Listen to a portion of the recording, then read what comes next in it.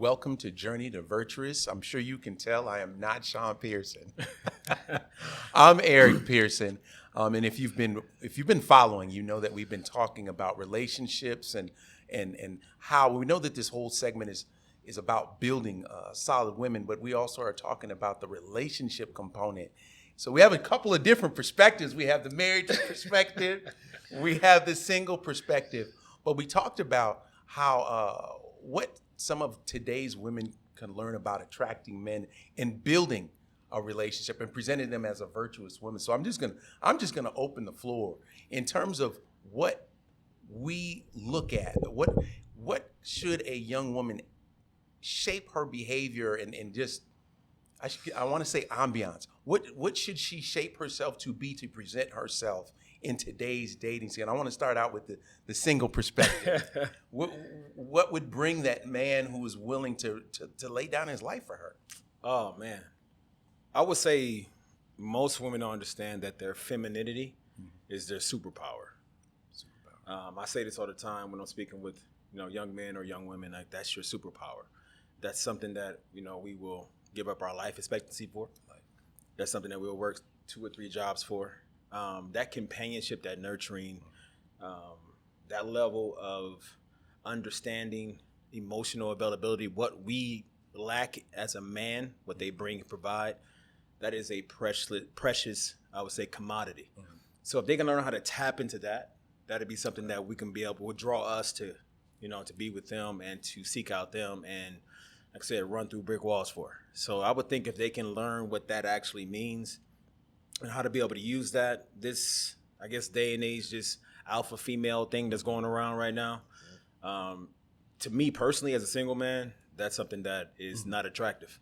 I have, good best friends, male friends. When we talk, when we meet, we tap into that male energy. We tap into that alpha energy, right? When I'm actually doing my job and stuff like that. But to me, if that's where they want to, in that space they say I'm an alpha female, there's a lot of men that's going to turn away from that. That's not something that we desire and that what we need. Men are big on lineage, right? Mm-hmm. I remember talking to a group of men back in D.C., and one of the biggest things that they had on the list of things they're looking for a female was lineage, legacy. Right? And once you get from there, you go to the fact of femininity being the next aspect of it. So it's a misnomer that as men, we only just look for a certain type of figure, certain type of size, breast size, if she got cake, if she got these different things, right? Right. Those things are great, right? And they're within themselves. We want to be attracted to whom we with, right? But the thing is, we have a list of things that we need as a man.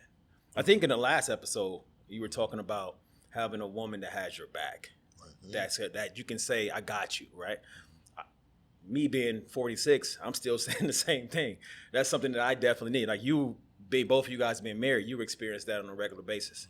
So for women, I would say your superpower is femininity and understanding that you can be who you are at your job. You can be that boss. You can be whoever you want to be. When you come home, it's a little different when it comes to us and how you portray yourself. And we were talking about lineage and legacy and things. In the last segment, we talked about raising daughters and being in the company of women in training, if you will. Yeah. So what do you think, from what we just heard about the single side and understanding that some of the people we're raising now, they still have a good 15, 17 years to go. What do you think we should be putting in, or the fathers, the grandfathers, the uncles, what should they be establishing and our young ladies, understanding that this is what's out there now? Well, yeah, because I'm in the streets. I just want to put that out there. Not for the streets, just in the streets. So given that information, if you can pass that on, that'd be great. To your point, right? Femininity. Like I shared in the last segment, that was one of the shortcomings that I had in raising my daughters. Raised them too far on the masculine scale and not teaching them the power of the femininity. Having been married 9 years now, I can tell you there's a certain voice, a certain tone that my wife can use with me, and she will never hear no.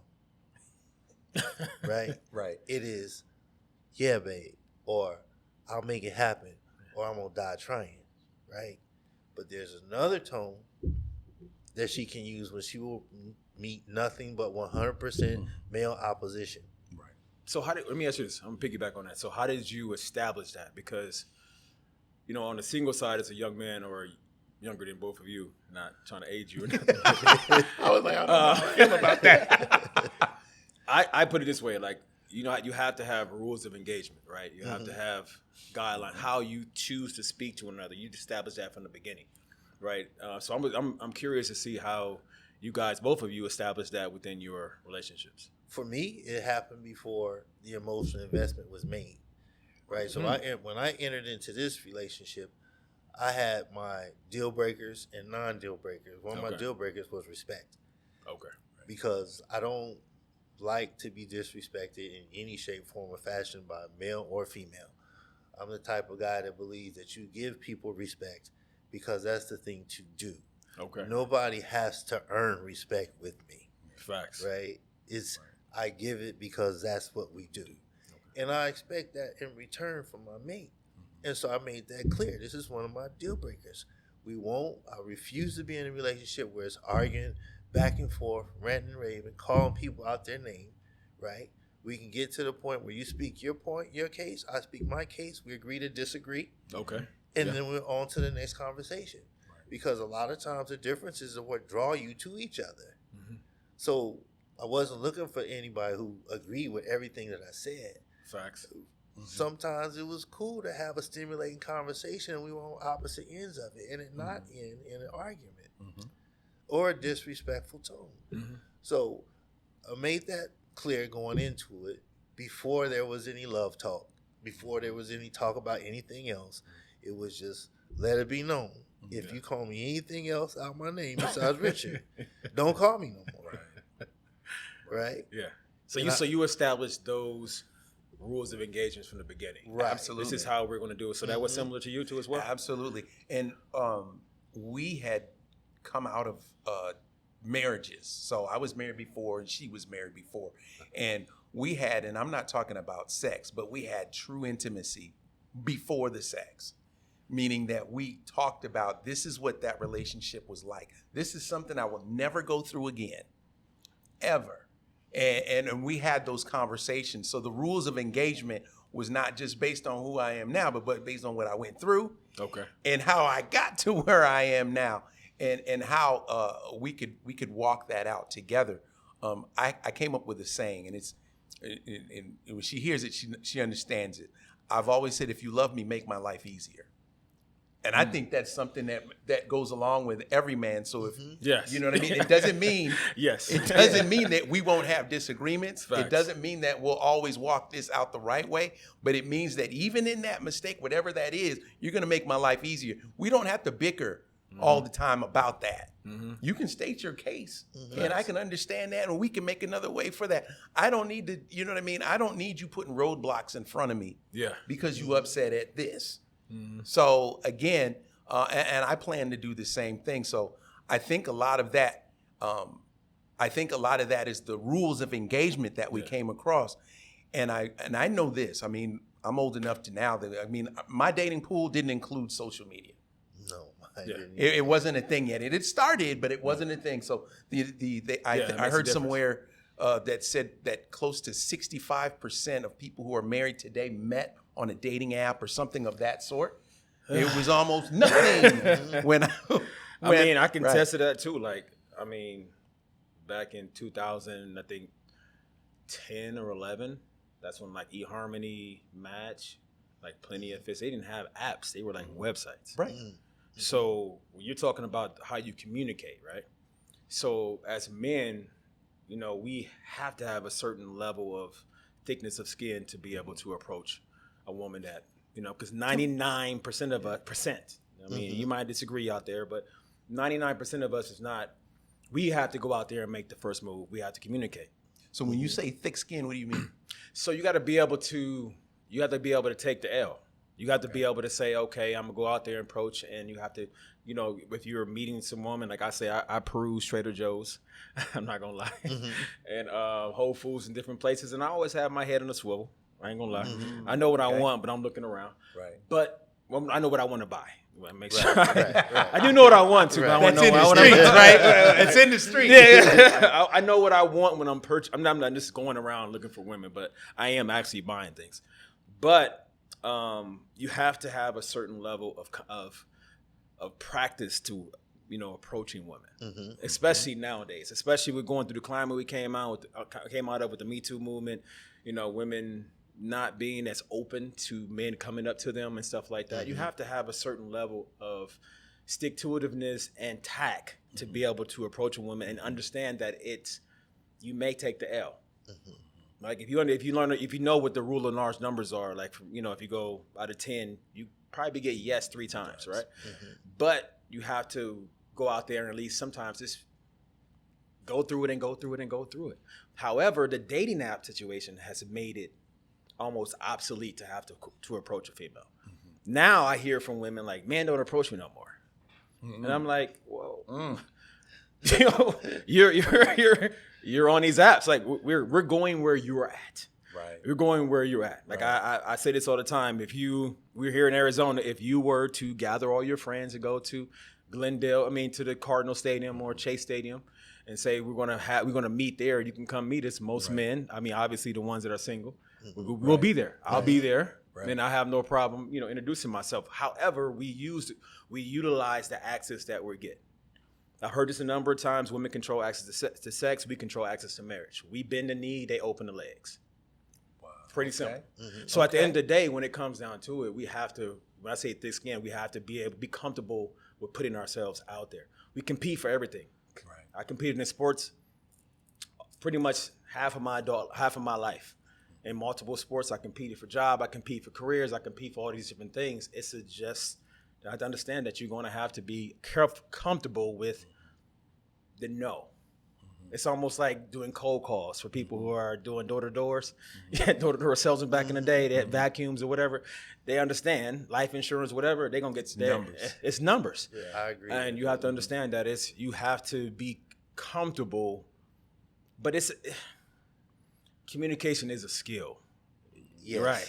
It's an acquired. It's a skill. You have to. You can't just, your mom was good. Shorty. I understand. I'm people in New York. I understand. That's your way of communication. But some women nowadays, it's the cat call. But the cat call a little bit is subjective too, because if you find a man attractive, if he's if he has a certain level of pizzazz, status, finances, then you say, the cat call is cool. Acceptable. It's acceptable, right? It's acceptable. However, I do understand about the reality of having to approach. But the communication is definitely one thing that you have, but it's only going to come through practice. It's only going to come through that approach. Now, I have a question for you. Yeah. I agree that there does take a high degree, a certain level of fearlessness Yes. as a single man. But why do you feel you must compete? Oh, because I know. I put it this way. So I guess if I'm looking at it in a competition standpoint, if I'm looking at it for me competing for a spot on football when I played football through college, right? I had guys who look like me, who were physical like me, that were going to try to take my job when I was going through the process of being drafted, trying to go through the combine stuff. It was a room full of guys that looked like me. So I'm not looking at it as a female, like in that stature where I'm competing like that. I just look at it at a point where I have to, if my end goal is to be married, I have to put myself in position to be able to get the end goal. And I know that women are not approaching me. I mean, I think it's probably been like 5 women in my entire life that approach me this with the intent to get my number, not needing help, not needing something from me.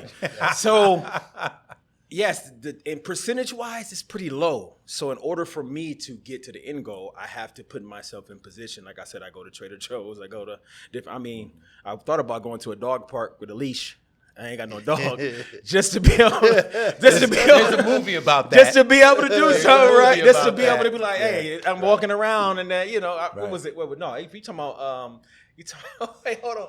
You talking about Eddie Murphy and Yes, Boomerang, right? yes. There's Yeah. a movie about that. What was he screaming? But I think that's about. But It's that's exactly what you're talking about. You're trying to put yourself in position to be successful. And I want to share this with Yeah. you. Now, that's from our generation. That's Yes. our time. Yes. So what you're talking about, some of these things are age-old things. Yes, it's not something that's like it's not because to me it makes logical sense, right? If you mentioned the thing in the last episode about you putting your best foot forward, how you come to an interview, right? How you do that, right? So as a man, I have to, in order to make myself appealing, because there are more of us, but we don't have as much access.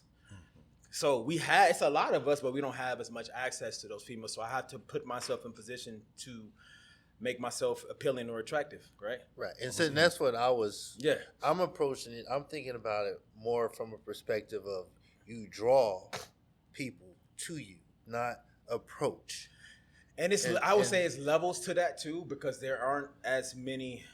When I say there are a lot of men who don't, like you talking about yourself earlier, right? And all the different things. So you at a certain point, at a certain status, you were able, where women were coming and to make it, so yes, same. Sex is not easy for me to find. I agree. It's just not. It's readily available. And post nut clarity is real. It is real. Very real. Yes. Very real. It's like the lights coming on in the club and you've been dancing with that girl. You thinking like, oh my God. Okay. Turn the lights back off. Turn the lights back off. Right. Yes. Let me dance behind out. you. Turn this way. Let me dance. live Yeah, this fantasy out. yeah, exactly. So I understand that. It's just it's different from, and this is how sometimes I do feel like I have to stand up for us as men, because we do get marginalized and our value gets lowered based upon things that sometimes are out of our control. Like height is out of our control. Right. It's a genetic thing. It's not something that we can just go and buy and purchase and all of a sudden we are meeting the requirement, right? Or we've done something wrong. Yes. Where we didn't grow as much, right? Yes. I asked a question. So, in from a short man's perspective, Just say height challenge. it's actually quite easy to be short. Yeah. Yeah. You have no choice in the matter. Yeah. But do I want a woman as my wife who is so shallow as to just... Yes. You see what I'm saying? And so when I think about it from, I want to draw people to me, it means I'm being my authentic self. And that is the most attractive form of a man. Oh, man, that is so true, man. That is so true, because I guess I'm at this space where when I meet women, whether it be dating apps or whatever, I can give two shits if they like me. Yeah. And it's not really because I'm just like the God's gift to anything. I value so much of me being my authentic self than I do being a character of someone to be able to make you like me. Right. So no dog leashes. No. That's approach. That's like me trying to give you something that I like we got hiking or whatever, or something like an activity that I like. But authentically, who I am as a man is different. So I have no problem being who I am, and I prefer to be who I am, so that you know what you're getting yourself into. When a woman starts getting into like heavy into the, 6 feet, 6 figures, that's where it starts to go left with me.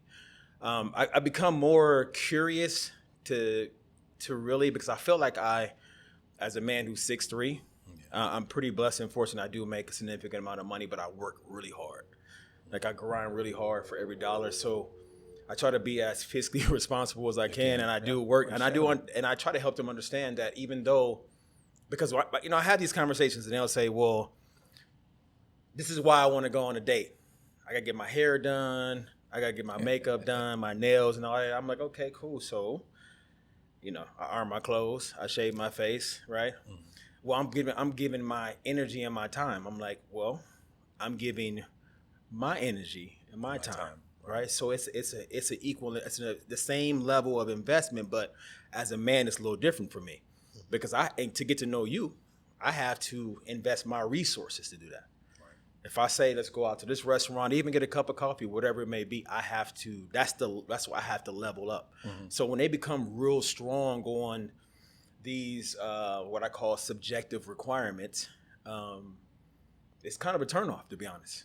It becomes a turnoff to me because although I do meet all those requirements, however, I feel for a lot of my other men that are great men that I know that are 5'9", that are 5'10", right? Or that, and also working, they making like 80,000 and they get passed upon by, these women who believe that just because I'm 6'3", I can defend any man. Because I asked, I'm like, so what does this 6'3" thing mean? Makes me like feel what safe. why do you need it so You can much, defend right? me. He can defend me. He makes you feel safe. I'm like, well, I'm sorry. I'm 6'3". 3 dudes come up. I'm gonna tell you to run, but it's a chance that You may not make I may not. We may not make it. You know what I mean? Right. So that to me, if any man is worth his salt, would be honest. I don't care if you're an MMA fighter or whatever. You still gets 5 dudes. It's a wrap. You're gonna need a weapon with you and some other people, right? Sure.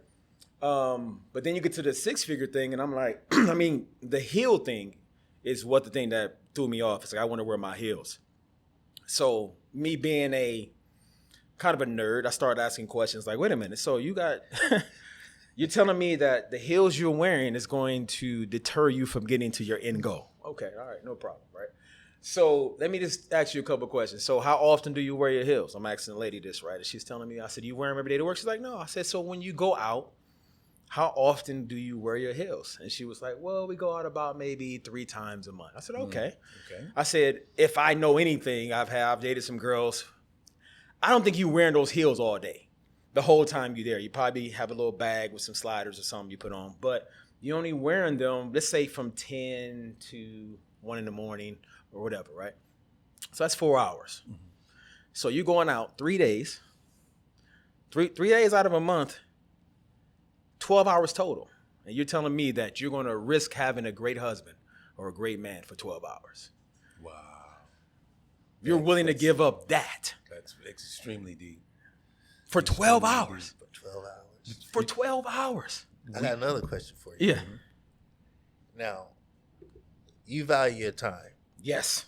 How many women would you even bother to educate like that? Oh, man. If it's just for Smash, 0. Okay. All right. That was the point. Right. Yeah. Right. So, I mean, if we're keeping it real, like there are women that, again, I believe men are opportunistic, right? And there's some drought periods Okay. that every man goes through or Absolutely. went through, right? Absolutely. Even the young men out there. But so sometimes you may entertain women that you know that are not suitable for wife material. Just like women entertain men that they know they would never ever marry or be with, right? Because they want to go on a date, they want to feel special, they want to get that good morning text.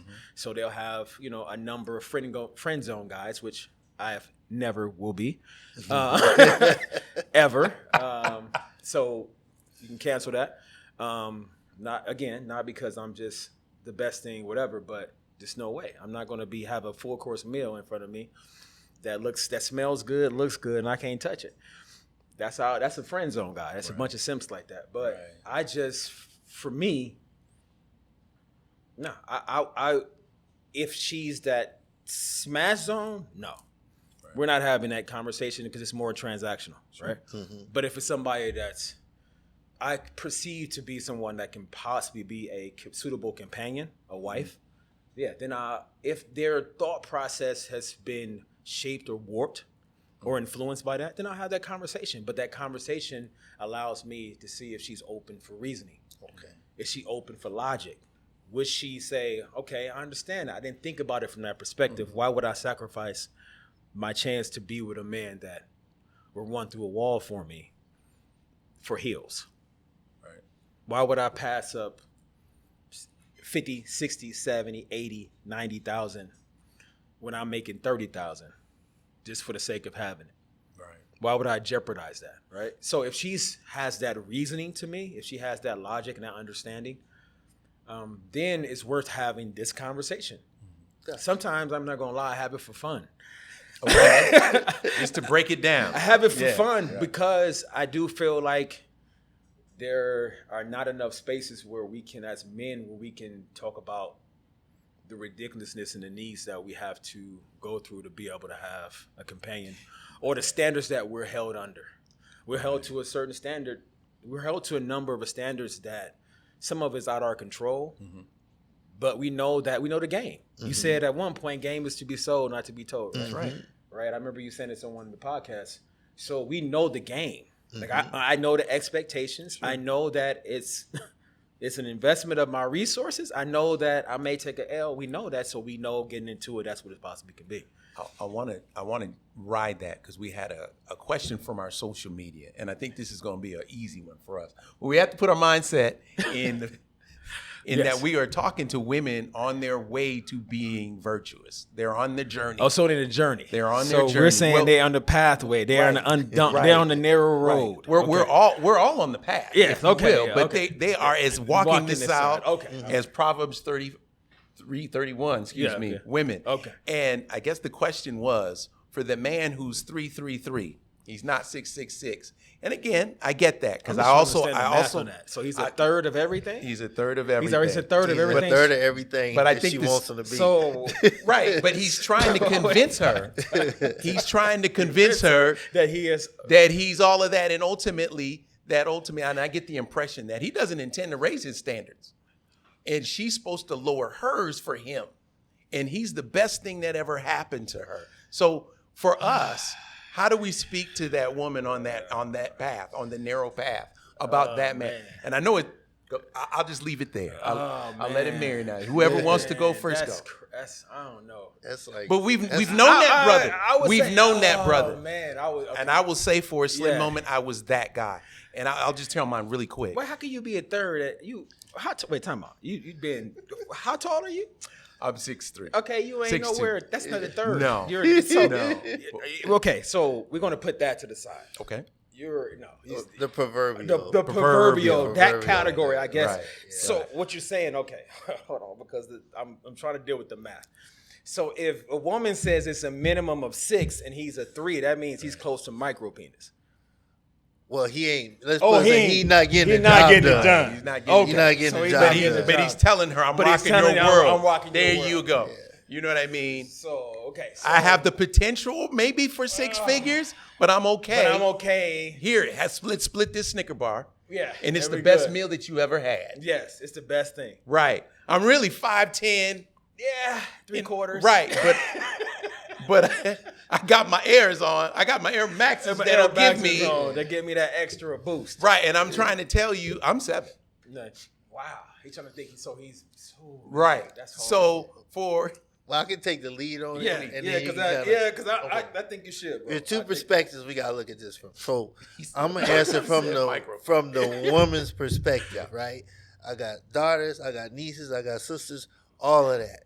If you working with a man like that, run. Hey, leave him alone. Facts. Right. Sha'Carri Richardson. No explanation needed. Run. Leave him alone. Facts. He's not redeemable. You can't help him. He has issues that are beyond you. If you're a man and you're in that position, when you look in the mirror and you see Denzel and you not Denzel, you're not. When you look at your bank account and you see he's Ezel. He's Ezel, right? And you look at your bank account and it's got a negative in front of it. Yeah. Right? You can cancel that, bro. Right. You can cancel that. Take the fork out and get him out of the grill. If your woman got to keep her legs crossed to feel contact, bro, that's a tic-tac-toe whale. Right? You need to reevaluate your whole life. Absolutely. Yeah, and again, you have issues. Yes. How did you need help. How did you attract and not just, I'm not joking about it. You need mental health. Right. You need some coaching, some help, some psychological evaluation. Yeah. One thing about being a man, you always have to be able to honestly self-evaluate. Right. And that's so true, though. Yeah. And if you can't do that as a man, then you need help. Yeah, that's true. That's facts. You should not look in yourself and say, I'm the perfect man. I'm God's gifted woman. Yeah. I don't know what her problem is. Right. Yeah. We both had the same amount of time to work with. So what if I'm 5'4" in my Air Maxes? Yeah. I'm putting it down. Yeah. Exactly. I like But baby, can I borrow $5? right. And your car. Yeah, and you use your car. I drop you off at work. I pick you up. Yeah, Right. exactly. I like what you said earlier about I'm concerned about a person who that's their logic. Yes. Mm-hmm. I mean, That's concerning, yes. You're actually struggling as an individual to enter into that kind of thinking and defend. Yeah, so my question is, why would you even consider being in the dating pool at all? Okay. If you 333, as they say, I mean, the math still is a little different for me, but if that's what you are at that particular time, then why are you even trying to present yourself as a suitable husband at this point, where you barely can provide for yourself? It'd be safe to say all three of us have had times where we were self-imposed droughts. Sure. Yes. Because we have some things in ourselves that we need to work on and Facts. prioritize above a mate or a woman or Yeah. sex. Right? True that. That's another characteristic of being a man, right? You know when you need to focus on the task at hand and what's most important to you, Right. and those things that are not important, you got to back burner them. Yeah. If you lack that quality, Yeah. then you need help. Yeah. If you're lacking that level of self introspection and awareness, then it's not really that much to say, because at the end of the day, like if you can't be honest with yourself, like you said, look in the mirror, then how are you going to picture leading your family to something that you haven't even led yourself to yet, right? Yeah. So you can't. I mean, I'm curious about the question a little bit too, because. I mean, I don't know about you. Have you ever heard a man say that you don't need a woman? We don't need a woman. Have you ever said you don't need a woman? I've never said that. Have you ever heard a man say that? Right? Because that's something that literally is But I out there yeah. as much. Like, I don't need a man. I don't need a man. I don't need a think man. that's part of the. I think the fact that men won't say that, and I'll speak a little bit to my journey, because before I got to my self-imposed fast, if you will, I had come out of a pretty horrible, damaging divorce. Okay. And I knew financially I was destroyed at that moment. Okay. And my ego was destroyed at that point. And so I was trying to play the game is like, look at this hand so you don't see what this one is doing. I didn't want you to see that I was destroyed. I knew I wasn't marriage material based on that. So therefore, I had to squish her life down and not look at what I'm doing so I could have some of that time. Okay. Because I needed a woman. Yeah. And what woman wanted me back then? So I had to tell her that when I took my pants down, sunshine and angels flew out of there. And her life was no good if she didn't stick with me. That Harlem Nights? There was singing and everything. But ultimately, that was a place where I was destroyed in my image. Okay. And I needed to crush somebody down to get with me. You 100% right. There was a time where I said I didn't need no woman, and that was right after a woman broke my heart. So that begs. So when you come to where I'm at with it, a lot of that is what we're dealing with, like this. Because I had discussion a number of times when I'm sitting there listening to a woman say, "Well, I don't need a man." I'm like, "Well, I want one. I don't need one." Right? I'm like, Okay. That's kind of weird to me, right? Because I can understand. So I remember, me and my dad was talking about this a long time ago, right? About when Eve was presented to Adam, right? So if you can picture, Adam has everything he needs in the garden. God has created everything to sustain him, food, everything, right? And himself, his presence, right? His communion with God. But he still saw a need outside of himself, right? So as a man, that's how I look at it from perspective. There's a certain need that a woman provides for us that's outside of ourselves. So I'm looking at it from perspective. I'm like, well, that's why I never say I don't need a woman. Right. Or I need a wife, right? Right. But when I'm hearing women say, I don't need a man, I want a man, but I don't need one, I'm like, it's a lot of things that when it comes to a man, it's a lot of things that you really do need. I think she's saying, I don't want the hurt that men have brought me. I think that's really what's happening. You think from that perspective that it's the because she made it seem like I was trying to say like oxygen, Like, I'm not Right. saying you have to destroy your self-worth to have a man. You have to throw away your standards of who you are as a woman to have a man. But if you value something, when you see the need and the value in something, you treat it differently. You approach it differently. You respect get it what you're differently. saying. Yeah. So if I agree see with the value in my wife, I'm gonna treat her a certain way. I'm gonna respect her a certain way. If a woman sees the value and then also the thought of losing it, you operate differently. Same thing with her job. Again, I'm not married. But you had I call them tough love moments. No, you had tough love moments with your mate, right? So how she would talk to you guys is different than how she would talk to her boss at her job, right? Right. That's the thing that I to me in my mind right now I cannot reconcile together. Like, you can go to your job and have you and conform and do what you have to do to keep that job, but when you come home, if you're talking to me, a person that loves you, It should be that different. respects you, why can you understand that there's a possibility of you losing here, and you should treat me differently and way better than your boss? You be quiet. Right. I You think be quiet with your boss. that goes back to, like, for men setting their standard from the gate, right? What your expectations are and what you're tolerating Okay. and what you won't. Because if you're taking the arguments and the petty stuff in the beginning, don't think it's going to change in the end. Facts. It It's only done. intensifies. That's done. Same as when you take a job. Your boss says, hey, this is what's going to happen. If you don't do this, you get terminated. Yeah, and her response to that is, I'm gonna do what I have to do to keep it. So she has a certain level of value into that job. So if we don't set that standard, If you don't set that initially in standard, the relationship, we don't say this is what you need to do in order to keep this marriage together. Yeah, that's the point of it. Then. And it just kind of takes on its own life and morphs into whatever it is. Right. Okay.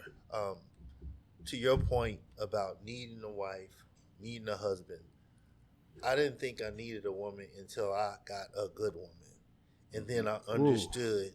Yeah, so touch on that, man, from us you single truly sided. understand what a woman brings to your life. The whole Right. facet of life. That And you can't do it on your own. That's right. You just can't see it on your own. Yeah.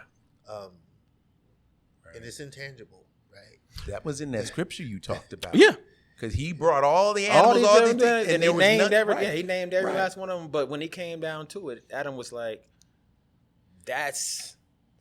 But I'm saying, like, if we talking about from this God and his perspective, like, he saw something outside of himself. I'm like, you everything though. It's the blowing. It just blows my mind. So You we can everything. please each other. Yes. So you can. So it's the same for a woman when she says she doesn't need a man. Yeah. She doesn't understand She the doesn't understand. intangibles that a good man brings to her life. Yes. Right. So if she can't see it, she can't touch it. And I bet you she hasn't She had has a hard time I comprehending. bet you she can't. And I think that's the point for the young ladies out there that are watching. Yeah. But I think that's golden. Yeah. So I'm sorry. Go ahead. No, I Sid. was gonna ask a question for you guys. Like, so what are some of the things that you can share with a man like myself? What are some of the things that you looked for in a mate, in a companion, that you look for in your current wife? Well, no, because I mean, obviously, it changed over time, because you said there were certain times in your life where you went through transitions, but what would be some of the things you would look for if you were in the streets like me? Before we even dive into that, Yeah. I know our time is short, so we're going to make this our closing comment, and Yeah. there may be another. So prepare yourself. But to answer your question real quick, I was looking for stability and a proper stability, because I was definitely out there. I was in the streets, and I was out there in a weird way. I really was. So as quick as I could, I found pieces of women that I wish were in one. I had a woman for this, I had a woman for this, and I had a woman for this, I had a woman for this. And I needed to be able to have that in one woman. Okay. And that happened. But I had to go through that self-imposed drought, talk to God, get myself together. Then she came. Okay. Because again, I had clouded myself up with that. So that would be my that would be my advice to the women on the road to virtuous. Mine would be purpose. Before my wife, I was working. I was going through life. I was accomplishing things and I was doing things. But absence of my kids, that had no real purpose. Oh, wow. Yeah. And once your kids get grown and they get old, It's they no another longer game. need you. And you kind of like, okay, well, how much money can I make? What's the purpose? When I go on vacation, who am I going on vacation with? Who am I sharing this life with? Who am I sharing these experiences with? When I'm having my down days, who am I talking to? Who I feel comfortable enough to say, hey, you know what? I'm tired today. Yeah. Right. And for her to say it's okay and rub your head. Right. There's nothing better. And I didn't know They I don't needed nothing that. Did you hear that though? They don't Yeah. understand, man. If you can get that, take that right there, that nugget. Right. It is amazing. That's that when you It's said that I would lay my life amazing. down. Yeah. For. That's It's it. amazing. So I know that we could do this forever, and I'm hoping that for those who are watching, that ultimately this means something, and we'll probably have some more discussions. I'm still not Sean, so I'm not as good looking as your other host, and I don't know if she'll be back for the next one or if this will be in others. But all I want to say is for our panel guests, outstanding, and again, I hope that we can get together, do something similar in the future. Thank you for joining me on my podcast, A Journey to Virtuous. Please like and subscribe. If you'd like to know more about the work that I'm doing, please visit me on social media at thezioninstitute.org or Whisper Consulting, or also Sean Pearson Journey Coach. You can also find me on one of my websites, thezioninstitute.org, thezioninstitute.org, or whisperconsulting.com. That's WISPHER consulting.com. Thank you for your support.